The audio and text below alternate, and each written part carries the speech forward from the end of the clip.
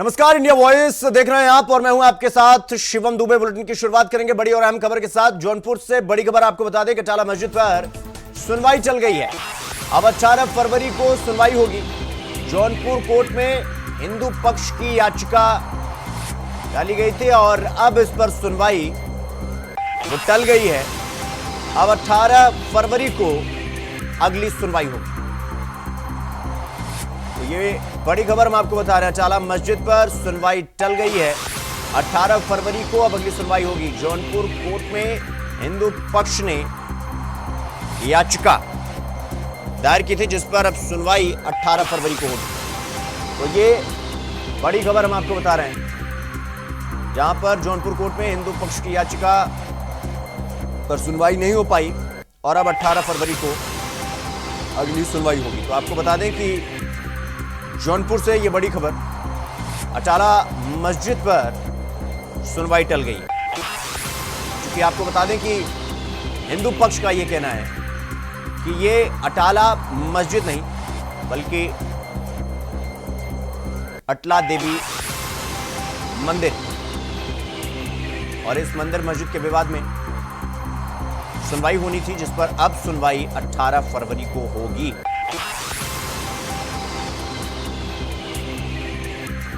तो इस खबर पर हमारे साथ हमारे सहयोगी विवेक कुमार हमारे सहयोगी जौनपुर से जुड़ गए हैं। विवेक, आज अटाला मस्जिद के मामले पर सुनवाई होनी थी लेकिन चूंकि सुनवाई टल गई है, इसके पीछे की वजह क्या है? सुनवाई क्यों नहीं हो पाई? वजह क्या?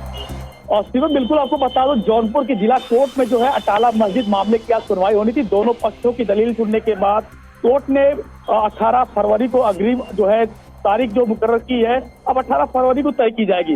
वही हिंदू पक्ष की अधिवक्ता राम सिंह ने बताया कि वक्फ बोर्ड और जिला जज की अदालत में दाखिल वक्फ की मुकदमे की सुनवाई होनी थी। उनकी तरफ से आपत्ति पेश की गई। अब जो है समय मांगा गया है, 18 फरवरी को जो है तारीख मुकर्रर की गई है। संभावना जताई जा रही है 18 फरवरी को जिला कोर्ट की तरफ से कोई अहम फैसला आ सकता है। जी विवेक, दोनों पक्ष का क्या कुछ कहना था? दोनों पक्षों की अर्जी क्या थी जिस पर आज सुनवाई होनी थी?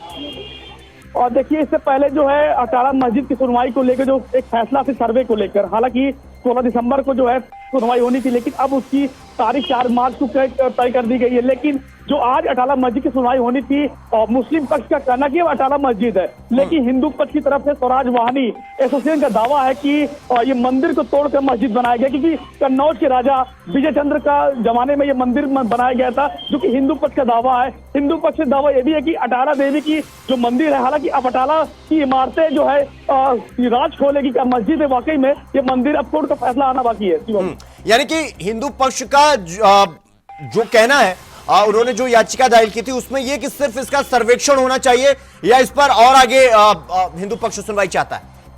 और हिंदू पक्ष की तरफ से यह भी कहा कि अटाला मस्जिद की जो दीवारें हैं वहाँ जो हिंदू कुछ चिन्ह है, जैसे गुड़हल का फूल है, त्रिशूल का निशान है, तमाम असंख्य है। ऐसे में हिंदू पक्ष का यह भी दावा है कि यदि जो सर्वे होता है कि अटाले की इमारतें खुद जो है खोलेगी पोल जो है कहा ये मंदिर है, लेकिन जिस तरह का सर्वे पर रोक लगा है उसकी सुनवाई 4 मार्च को होनी। लेकिन आज जो है मंदिर मस्जिद को लेकर फैसला होना था जिला कोर्ट में, अगली तारीख 18 फरवरी को मुकर्रर की गई थी। और विवेक, मुस्लिम पक्ष का क्या कुछ कहना था कोर्ट में? देखिए, मुस्लिम पक्ष की तरफ से जो है अभी तो मीडिया की गैर सामने नहीं, हमको कहना है कि हमारे पास तमाम दस्तावेज है, हम ऑनलाइन के दस्तावेज भी हासिल किए हैं, कोर्ट में पेश करें। लेकिन आज जो हिंदू पक्ष की अधिवक्ता राम सिंह की जो कॉपी थी, ऑर्डर कॉपी, मुस्लिम पक्ष ने ले लिया। समय मांगा गया है 18 फरवरी को। हालांकि संभावना जताई जा रही है जिला कोर्ट में एक अहम फैसला निकलकर अटाला मस्जिद के मामले में आ सकती है। जी विवेक, अब चूंकि जब हम अटाला का जिक्र करते हैं, अटाला मस्जिद का, उसके बाद कंपैरिजन किया जाता है संभल वाले मामले से। चूंकि संभल वाले मामले में मामला कोर्ट में गया और उसके बाद अंततोगत्वा मतलब सर्वेक्षण का फैसला कोर्ट से आया और इसके बाद हंगामा हुआ, लेकिन अंततोगत्वा एएसआई ने बाकायदा जो है वहां पर सर्वेक्षण किया गया। तो क्या ये मामला उधर ही जाता हुआ दिखाई दे रहा है? चूंकि सर्वेक्षण तक तो किया जा सकता है, उसके बाद प्लेसेस ऑफ वर्शिप एक्ट का वो मामला आ जाता है, वहां पर सुनवाई ठप हो जाती है। तो क्या यहां तक मामला जाता हुआ दिखाई दे रहा है? हिंदू पक्ष का ये दलील जो है वो सुनवाई योग्य है और उसमें उतना आधार है कि वो सुनवाई तक मतलब सर्वेक्षण तक तो जा ही सकता है। ये जूनियर डिवीजन सिविल कोर्ट ने एक तरफ से जो है ये पहले चल रहा था मामला, वहां से खारिज होने के बाद जिला कोर्ट में मुस्लिम पक्ष ने दाखिल किया। लेकिन कहीं ना कहीं माना जा रहा संभल के बाद जौनपुर कटाला मस्जिद पर जो फैसला चल रहा है वही मुस्लिम पक्ष का कहना है कि सुप्रीम कोर्ट का गाइडलाइन का हवाला देते हुए जो मुस्लिम पक्ष जो कह रहा कि सर्वे को रोका जाए, फैसले को टाला जाए कि सुप्रीम कोर्ट। लेकिन हिंदू पक्ष के अधिवक्ता ने कहा कि हालांकि पहले से मामला चल रहा है, जो सुनवाई की जा सकती है। हालांकि देखने वाली बात होगी क्या कोर्ट का फैसला, क्या रुख निकल के सामने आता है, क्या वाकई में ये मस्जिद है या मंदिर। जी तो विवेक, सुनवाई के दौरान अटाला मस्जिद की सुरक्षा को लेकर क्या कुछ इंतजाम किए गए, प्रशासन की क्या कुछ तैयारी? अटाला मस्जिद पर जो है लगातार पुलिस का पहरा है। तो आज वहीं जिला कोर्ट के बाहर भारी सुरक्षा बल देखने को मिला। दोनों पक्ष के लोग जो है कोर्ट के बाहर रहे हैं। उनके अधिवक्ता जो है जज के सामने अपनी जो है दलीलें पेश की, हालांकि अपनी कागजी फाइलें पेश की। फिलहाल जो है अब अगली 18 फरवरी की सभी की जो तारीख की निगाह टिकी हुई है। जी अब विवेक, अब चूंकि हम लगातार बातें कर रहे हैं अटाला मस्जिद और फिर हिंदू धर्म से अटला देवी मंदिर बोल रहा है, फिलहाल सुनवाई होने तक या कोर्ट में जब मामला ये पहुंचा है, किसका पक्ष ज्यादा मजबूत लग रहा है? और जब 18 तारीख को सुनवाई होगी तो अनुमानन फैसला किधर जाने का अंदाजा दिखाई दे रहा है, या एक प्रेडिक्शन तो लगाया जा सकता है? बिल्कुल, आपको बता दूं मुस्लिम पक्ष अपना दावा करेगी मस्जिद है, वो हिंदू पक्ष का दावा कि ये मंदिर है, उनके पास तमाम दस्तावेज हैं। तो वही मुस्लिम पक्ष भी अपने पास दस्तावेज होने की बात कर रहे हैं। लेकिन उनका कहना है कि मीडिया के सामने नहीं, जज के सामने, कोर्ट के सामने पेश करेंगे। हालांकि कोर्ट का फैसला क्या होता है ये कोर्ट तय करेगा। लेकिन हिंदू पक्ष का ये भी दावा है कि तमाम इतिहास के पन्नों पर जो दर्ज कराया गया है, कन्नौज के राजा विजय चंद्र ने जो अटाला मंदिर का निर्माण कराया था, मुगल काल में जो है मंदिर को तोड़कर मस्जिद बनाया गया। जी ठीक है विवेक, बहुत बहुत धन्यवाद आपका हमसे जुड़ने के लिए और तमाम जानकारी हमारे साथ साझा करने के लिए।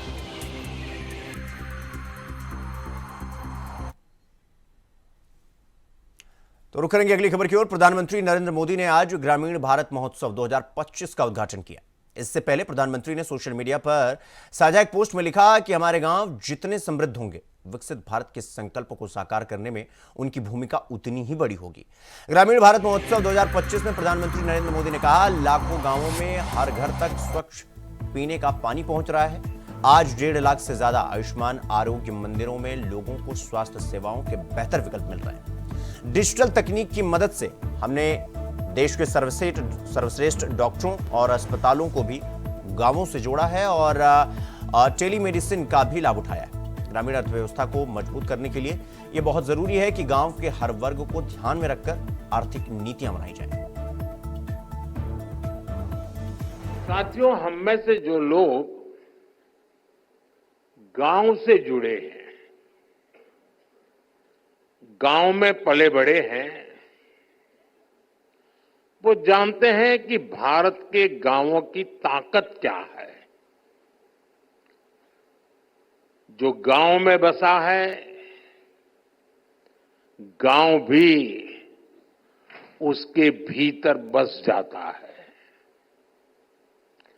जो गांव में जिया है, वो गांव को जीना भी जानता है।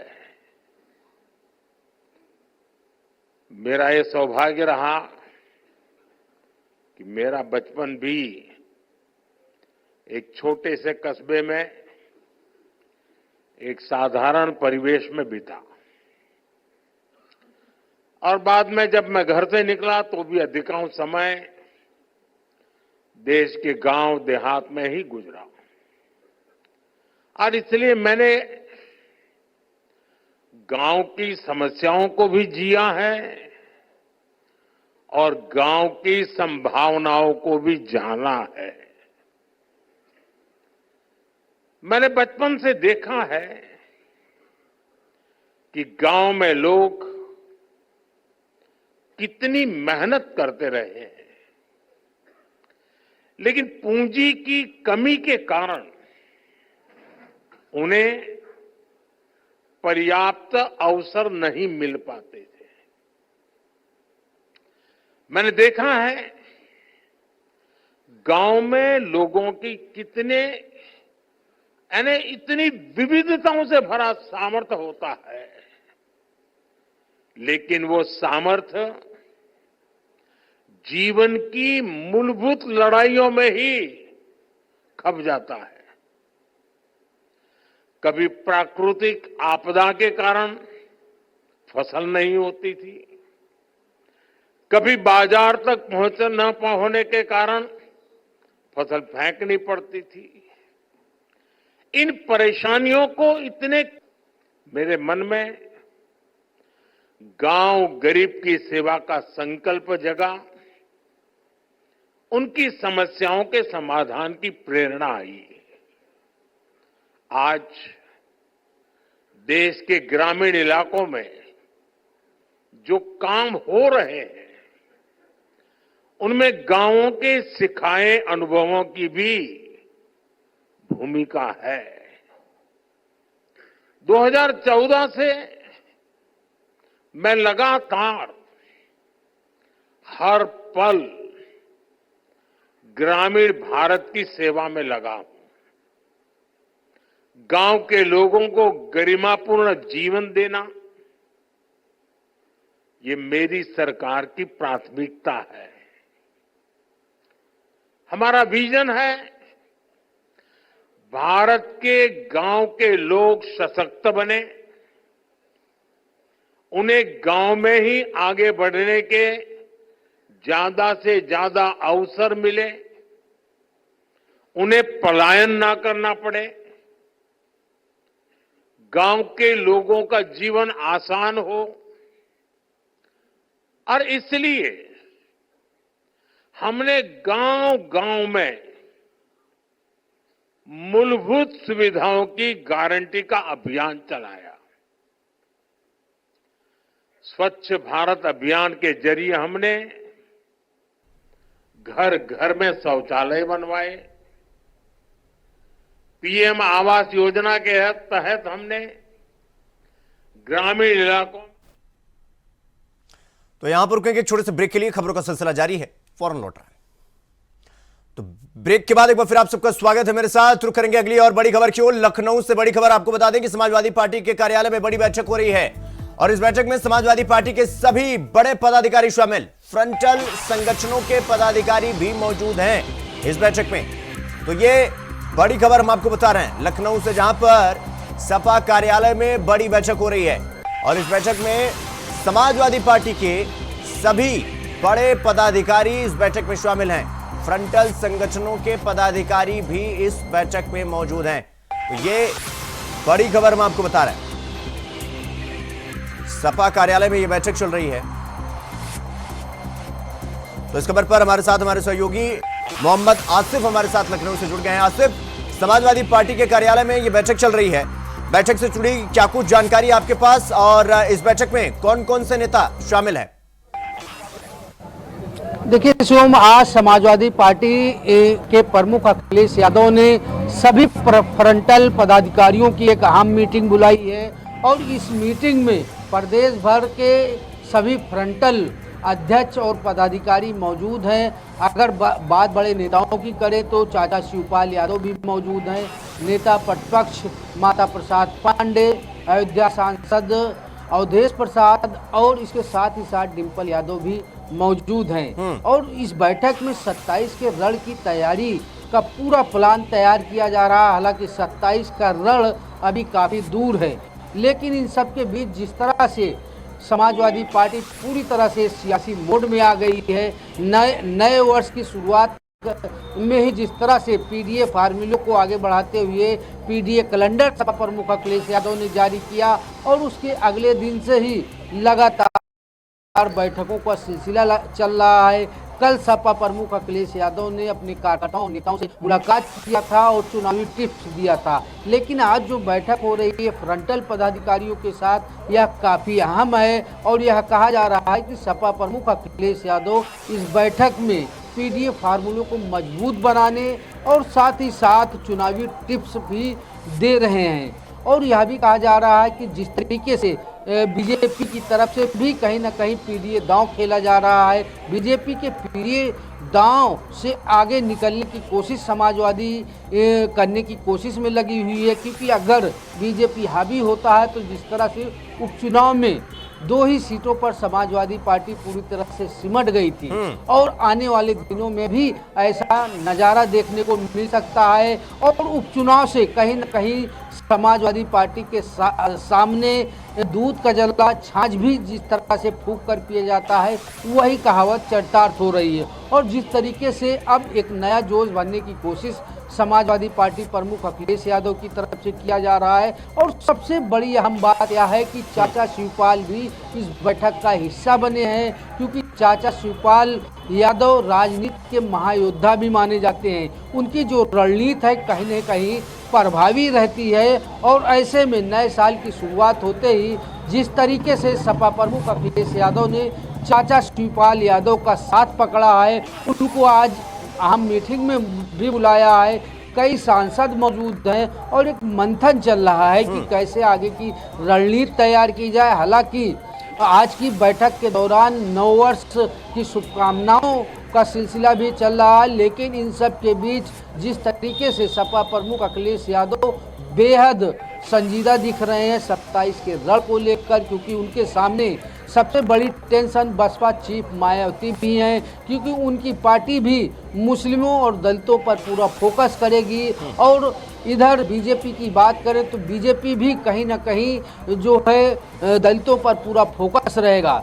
तो 27 का रण काफ़ी दिलचस्प होने की उम्मीद है, लेकिन उसके पहले रेस में समाजवादी पार्टी आगे निकल जाए, इसका भी पूरा इंतजाम सपा प्रमुख अखिलेश यादव करने में जुट गए हैं। हम दिखाना चाहेंगे कि जिस तरह से हलचल बढ़ी है समाजवादी पार्टी के दफ्तर पर, समाजवादी पार्टी के अंदर सैकड़ों कार्यकर्ता भी मौजूद हैं, और जिस तरीके से आज हलचल काफ़ी हद तक बढ़ी देखी जा सकती है, तो यह कहा जा सकता है कि जो एक अहम रणनीति है समाजवादी पार्टी की, उसे आगे बढ़ाने के लिए ही सपा प्रमुख अखिलेश यादव ने बैठक बुलाई। जी सुन आसिफ, अब चूंकि आपने पीडीए का भी जिक्र कर दिया, आपने नई स्ट्रेटजी का जिक्र कर दिया कि नई स्ट्रेटजी के तहत समाजवादी पार्टी 2025 में आगे बढ़ेगी 2027 के चुनाव के मद्देनजर। सवाल यह है कि क्या सिर्फ इस बैठक में चूंकि फ्रंटल के जो उनके पदाधिकारी हैं उनको भी बुलाया गया है, तो क्या सिर्फ स्ट्रेटजी को लेकर चर्चा की जा रही है, या फिर बैठक खत्म होने के बाद कुछ बड़े डिसीजन भी समाजवादी पार्टी के अध्यक्ष की तरफ से वो लिए जा सकते हैं, या ऐसी संभावना जताई जा रही है? देखिए शिवम, जिस तरीके से समाजवादी पार्टी ने आज सभी फ्रंटलों के पदाधिकारियों और अध्यक्षों को बुलाया है, और जिस तरीके से समाजवादी पार्टी पीडीए फार्मूले पर ही चुनाव लड़ने की पूरी तैयारी कर चुकी है। हालांकि जिस तरीके से ब्राह्मण मतों को अपने पाले में करने के लिए समाजवादी पार्टी ने माता प्रसाद पांडे को नेता प्रतिपक्ष बनाया, उसका भी फायदा समाजवादी पार्टी को मिला। वहीं दूसरी तरफ जिस तरीके से कई ऐसे ब्राह्मण चेहरे हैं जिन्हें समाजवादी पार्टी में पूरी जोर शोर से एक्टिव रहने का निर्देश दिया गया है, वहीं दूसरी तरफ पिछड़ा, दलित और अल्पसंख्यक, यह कहीं न कहीं तीनों ऐसी जातियां हैं जो किसी भी पार्टी की नया पाल लगा सकते हैं। और यही वजह है कि समाजवादी पार्टी ने पीडीए प्लस की शुरुआत की। लोकसभा चुनाव के बाद जिस तरह से निर्णय लिया, अगर पीडीए प्लस की बात करें तो जिस तरह से समाजवादी पार्टी पीडीए पर चर्चा करने में हुई है 25 जनवरी तक इनकी पीडीए पर चर्चा होगी, जिसमें दलित महापुरुषों के विचारों को रखा जाएगा, लोगों के सामने संविधान को लेकर रखा जाएगा। तो ऐसे में शिवम, यह बैठक कहीं ना कहीं जो है पीडीए प्लस की सियासत करना है, और साथ ही साथ अभी से ही समाजवादी पार्टी के कार्यकर्ताओं और नेताओं में जोश भरने की मुहिम है। जी शिवम। आसिफ, एक तो ये हो गया कि 2027 के विधानसभा चुनाव को मद्देनजर रखते हुए अभी से तैयारी तो करनी पड़ेगी, क्योंकि जिस हिसाब से बीजेपी जो है बाउंस बैक की हुई है लोकसभा चुनाव के बाद, उसके बाद उपचुनाव हुआ उत्तर प्रदेश में, और हमने देखा कि 9 में से 7 सीट बीजेपी के खाते में, मात्र 2 सीट जो है वो समाजवादी पार्टी के खाते में गया।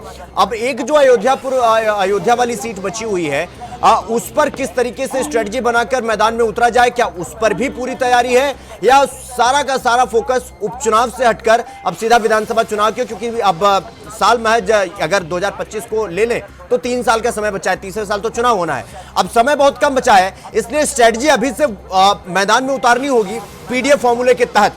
आसिफ, देखिए शिवम, जिस तरीके से समाजवादी पार्टी ने अपने पीडीए योद्धाओं को मैदान में उतार दिया अभी से ही, अगर प्रदेश अध्यक्ष श्यामलाल पाल की बात करें या फिर लौटा राम निषाद की, तो कई ऐसे समाजवादी पार्टी के सिपहसालार हैं जो पीडीए के संदेश को जन जन तक पहुंचाने का काम कर रहे हैं। और सामने अगर बात करें, अयोध्या की सबसे अहम सीट मिल्कीपुर है। मिल्कीपुर सीट कहीं ना कहीं 27 के रण का आईना भी हो सकती है। इस सीट पर कब्जा करने के लिए यूपी सीएम योगी आदित्यनाथ ने कमान संभाल रखी है।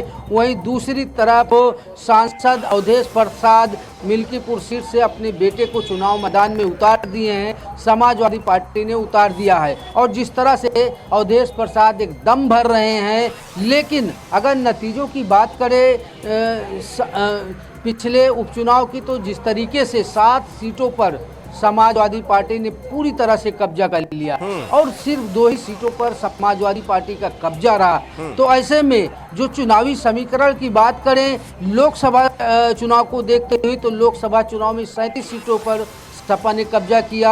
लेकिन यह रणनीति कहीं ना कहीं बीजेपी पूरी तरह से समझ गई और एक मास्टर प्लान सपा के खिलाफ यूपी सीएम योगी आदित्यनाथ ने बनाया।